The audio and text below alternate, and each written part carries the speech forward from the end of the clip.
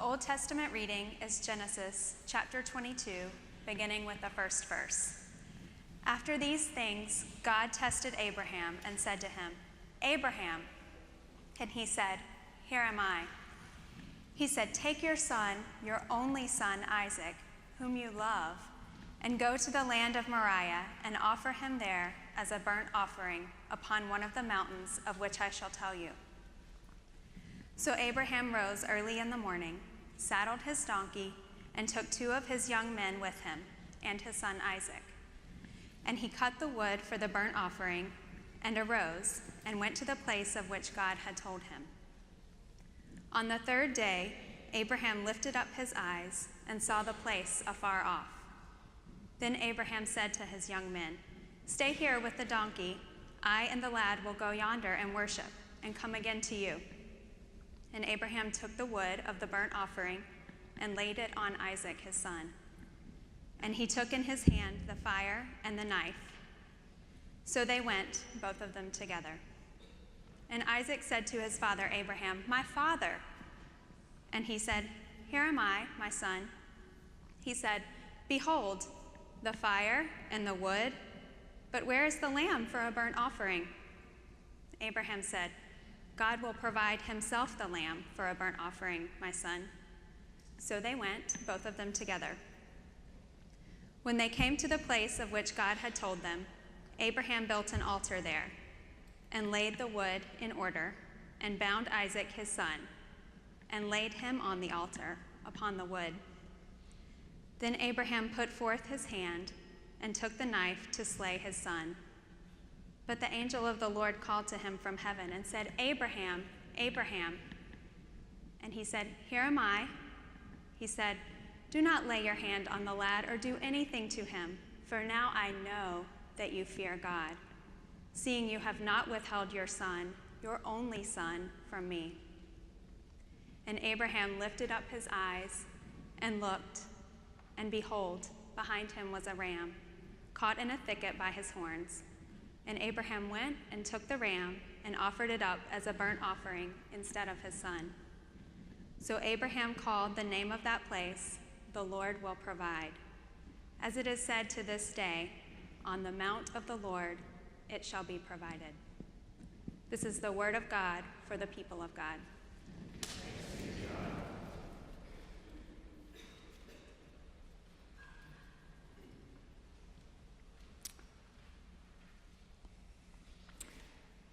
Megan Argabright, who is our new director of worship, talked to me this week, and she encouraged me to begin my sermon by addressing the children in the room and acknowledging that this is really a scary passage. I think I want to address the children and the adults in the room and say this is really a scary passage, right? What do you do with this? God asked Abraham to sacrifice his child. Theologians and ethicists have tried to reckon with this and reason whether we would do the same thing. I think it's important at the outset to say this is not a go thou and do likewise kind of passage, right?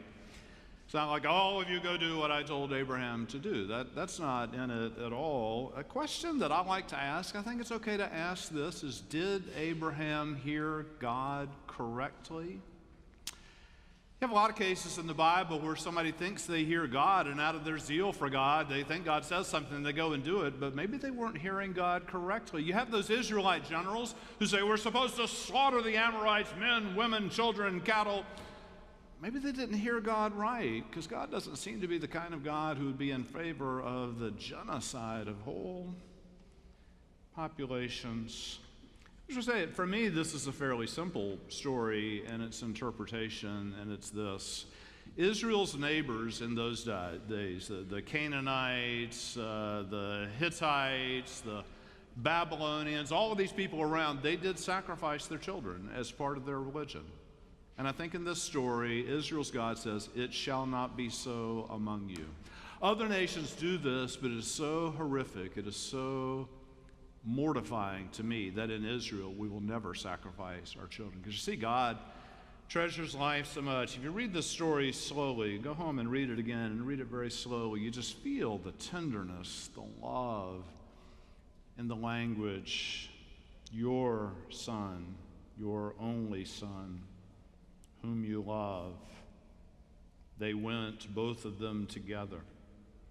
Isaac says, my father. Abraham says, my son.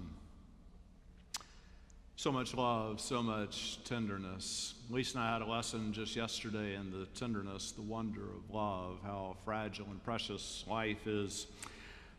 We shed many tears at our house yesterday. We awoke to the news that Lisa's lifelong best friend, that her father had died. His name is Paul Hardin. You may have heard of Paul. Paul was a Duke undergrad, and then he went to Duke Law School, and then became the chancellor of UNC Chapel Hill. And I think that's the way the universe should be ordered, right? And Paul was a wonderful man that we knew not just as this famous educator, but as our friend's dad, humble, holy man. He'd been declining health for some time with ALS. He'd been under hospice care. We knew he would die at any moment, but then the news comes. It's always this way, isn't it, right? You know someone's dying, but then the news comes that he has died, and it's still shattering. It's not easier because you knew it was coming, right? But then later the morning, we received far harder news. Sometimes you love people who you're not kin to just so much. Pat Brody died suddenly. I'll tell you about Pat. My college and seminary roommate, Tom, after we finished school, he moved to Scotland for a few years, and he met Jane Brody over there and married her. So Pat is Jane's mom. And we've been very close to this family. I've spent, 40 or 50 nights in their home in Edinburgh. We've spent almost every New Year's Eve together over all these years of my adult life. And Pat was just in the dictionary where it has the word hospitality, it should have Pat's picture. She just would welcome anybody. Tachi the other year was going to Scotland. Pat didn't know her. I called Pat and said, I have this friend Tachi coming. Pat had her over, took her out for a day touring. Just a wonderful, bright light, full of so much joy. And we just talked to her the other day. She was doing great. She was in great health, and then just had a heart attack and died suddenly. These things remind you that life is just tender. Life is lovely and love is deep. The God of the Bible doesn't want death. The God of the Bible doesn't want grief and suffering. The God of the Bible loves life, loves people, doesn't wish for them to be sacrificed. And two things about this passage that do occur to me. The first is this. We say, we would never sacrifice our children, but then for me it raises questions of what are the ways we unwittingly sacrifice our children in our society.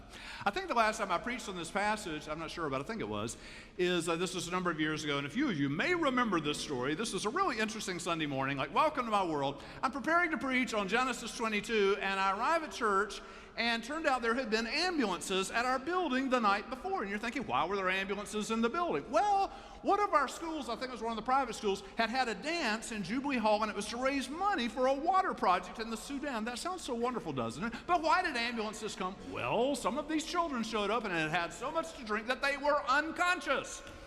And so they got hauled away. This just makes my day when I arrive at church to this kind of news. Now, what's interesting as it unfolded is the parents of teenagers were mortified. They were shocked by this. How could this happen? And after a while, I just had to say, we have sacrificed our children on the altar of alcohol. We've taught our children well. We've said it's a bad day, I need to have a drink. We said, I've had a good day, I need to have a drink. We say we're getting together with some other people, there has to be alcohol. We sacrificed our children on the altar of drivenness. Like, we're driven people, and that ought to be bad enough, and then we make our children driven people. And so they go to this, and they go to this, and they go to this, and you're tired all the time, and they're tired and stressed all the time. We're sacrificing our children on the altar of drivenness. We sacrifice our children on the altar of greed. We sacrifice our children on all of these altars. We don't think about it. We love them. We wouldn't harm them, and yet, where do we sacrifice them? Or there's this. Sometimes we're willing to sacrifice other people's children. We're pretty good at taking care of our own. I'm sure my kid has all the right things. I'm sure my kid goes to the right school. But we're willing to let other children be sacrifice. I really admire the people in our church who spend their energy working on educational equity, because they're aware that our children are well cared for, but they're concerned about children in our community who are not well cared for, who go to schools where they have all these disadvantages, where they don't have well-moneyed PTAs. So we have people that are working on that. I admire them so much. God doesn't want any children to be sacrificed on any altar. And then there's this, the second, I think, takeaway from this story is you have to admire Abraham's zeal to do anything for God. Like, he'll do anything. Maggie Ross, the great spiritual writer, says that faith,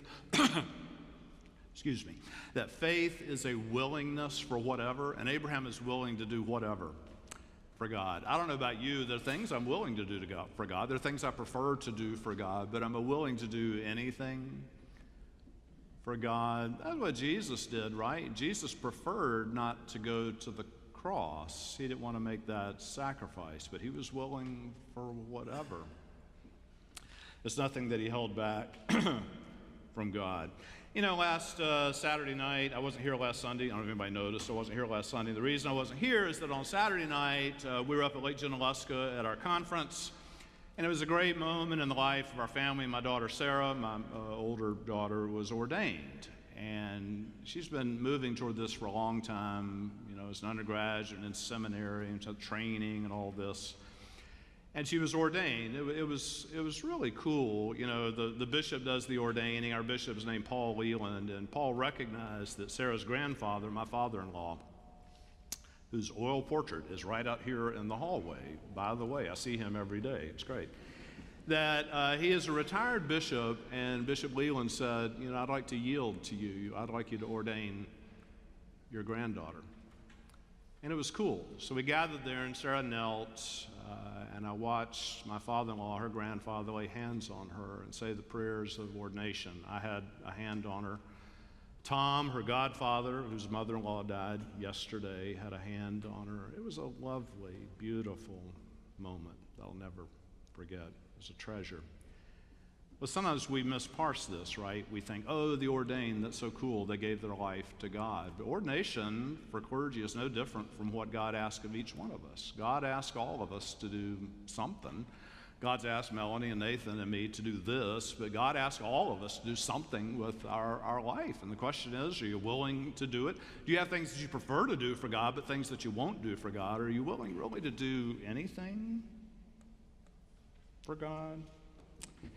And then there's this next part of my sermon. I told the people at 8:30, and I told the people in church in the round that what's coming next, I told a couple people about it, and they said, you should not do that in your sermon on Sunday. But I've done it twice, so I guess I'll do it again for you. I prayed about it. I think God wants me to say this, but sometimes we don't hear God correctly, right? Work with me on this. Come on, it's funny. So here goes. So we're upon July the 4th, and I don't know what your customs are for July the 4th. We have certain things that we do. We go to Lake Junaluska, and there's a parade, and there are fireworks, and things that we eat. And then something that I love is I have my annual reading out loud to the family of the Declaration of Independence. And my nieces, they just can't bear this. So they'll see me getting it out, and they head to the pool, right? But I keep doing it every year. I keep reading the Declaration of Independence, hoping that someday they will say, oh, Uncle James, please read to us again the Declaration of Independence. I'm not holding my breath for this. My favorite July 4th thing, though, is what happened between Thomas Jefferson and John Adams. And a lot of you know this. They, with considerable panache as founding fathers, died on July 4th of 1826, 50 years to the day from the original July 4th. This is amazing. What's way more amazing than that, though, is that Jefferson and Adams had been bitter political enemies. I mean, think Donald Trump, Hillary Clinton. They loathed one another. They called each other names. They couldn't agree on anything. They were bitter enemies, and somehow over that 50 years, they had learned to love each other. They became very close friends. In fact, as both of them lay dying, their last communications were directed toward each other. And I've thought a lot about that, because our country suffers a lot of division right now. People loathe one another. They don't know how to go. It's like It's like Adams and Jefferson. And my prayer is that we can become like Adams and Jefferson. Now, people talk about coming together, but they miss this, don't they? It's like, come together, come to our side, right? Because we're right and the other guys are wrong. Let's have unity. It's my unity that we want. What do Abraham and Isaac have to do with this? I mean, I don't know, but I just wonder if for us to come together, God is asking us to sacrifice something that is precious to us. For Adams and Jefferson to become pals, they had to give up some of their bullheadedness, being right about whatever, in order to come together and become friends and love each other. And I wonder in our country if God's asking us to give up something that we cling to tenaciously and is precious to us in order to come together. Now, you may ask, what? I conducted a little experiment this week. I interviewed some people. I interviewed some conservatives. I interviewed some progressives. And I asked them the same question. I said, what is it about the people on the other side that makes you absolutely crazy and has no religious justification whatsoever? You like that question? Think about it. What is it about the other guys that makes you absolutely crazy and has absolutely no religious justification? I got two answers, and almost everybody gave the same answer. When I asked conservatives, you know what they said? They said it's the way that liberals insist on a woman's right to control her own body. It's abortion that just sends them over the edge. And one guy put it to me, I thought it was pretty eloquently. He said, it's not that a man has the right to control a woman's body. What we believe theologically is that your body belongs to God and that life is a gift of God.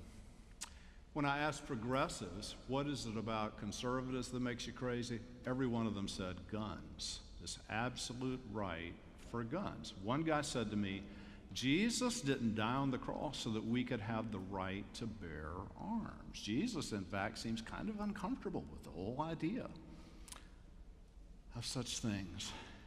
And I thought about that.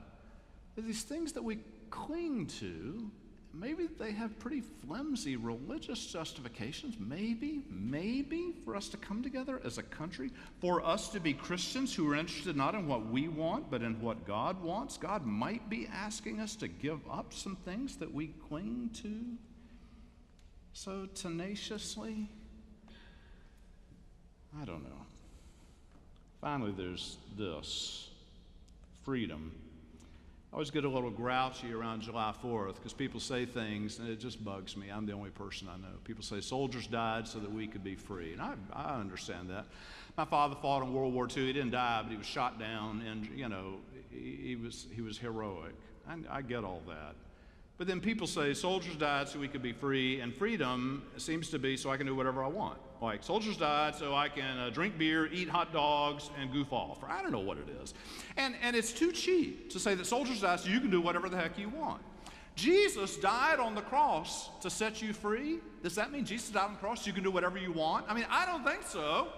If Jesus died on the cross to set us free, what did Jesus die for? What does that freedom look like? And the Bible, freedom is very clear. It's never you doing whatever the heck you want. In one of our liturgies, we rephrase what the whole Bible is about, and the prayer is, Lord, free us for joyful obedience. In the Bible, if God sets you free, it's not so you can go do what you want. It's so you can do what God wants. It's so that you can be holy. It's so that you can serve God. It's so that you might be the person that God made you to be. I'll close with this story. An amazing thing happened to us last Sunday. We'd been up at the conference, and we were on our way back, and we made it as far as Gastonia, and then we were in a car accident.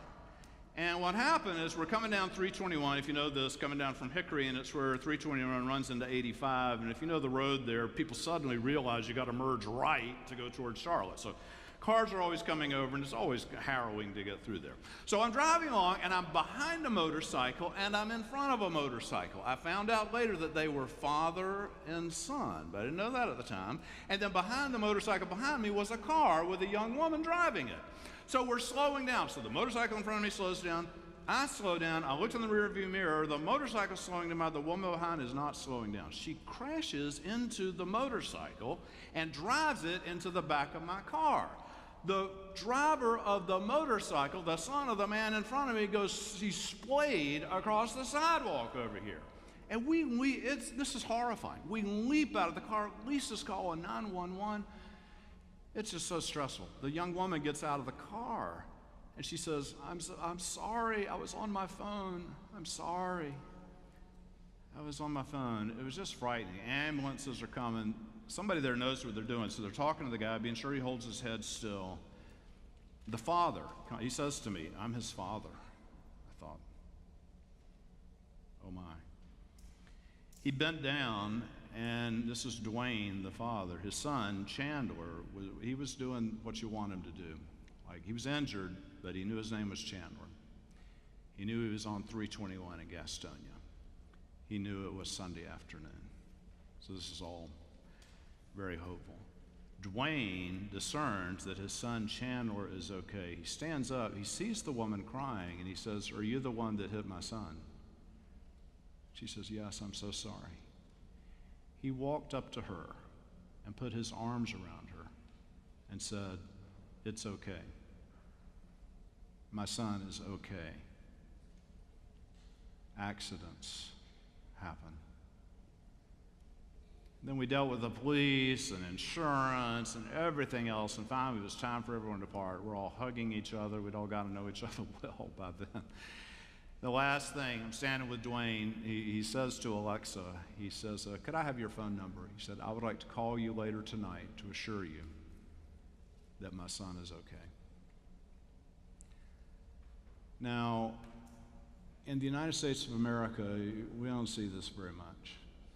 We see people who are mad for far less, venting, yelling, such an ugly place that we have become. And here's a man who acted freely, although I suspect he wasn't really acting freely. Turns out he was acting under some constraints. He was acting under the constraint of the way he was raised. He was acting under constraint by the things that he's learned in his church in Lincolnton. He acted freely. God sets us free, not so we'll be like everybody else, not so we'll do what we want. God set us free so we could be good, so we could be holy, so that we could love. It's clearly God's greatest gift. Thanks be to God.